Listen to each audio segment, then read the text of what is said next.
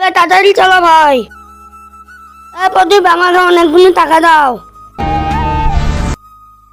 তোমরা প্রদীপ জ্বালিয়ে পানিতে কেন ফেলো? এই নদীটা যদি তুমি প্রদীপ ফেলে যা চাইবা ওই দেখো, আমার টাকা চেয়েছিলাম, টাকা পেয়ে গেছি। আমি টাকা চেয়েছিলাম, আমি টাকা পেয়ে গেছি। ভাই এখন আমি মারি জ্বালা। প্রদীপ আমাকে একটা বাইক দাও। আপনার বাইক তো আসলো না ভাই। ওই দেখো তোমার বাইক। হ্যাঁ পেয়ে গেছে, ওই দেখ ভাই। আমি নদীতে প্রদীপ ফেলতে চাই। প্রদীপ তোমার আছে না? যাও তোমার প্রদীপ লেসো গা। ঠিক আছে ভাই, আমি আনতেছি ভাই। প্রদীপ নিয়ে চলে এসেছি।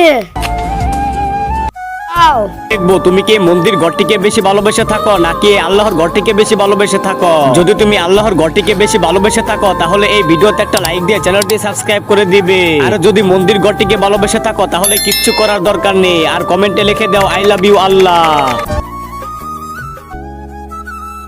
প্রদীপ আধারে যা দিয়েছো তা গায়েব করে দাও।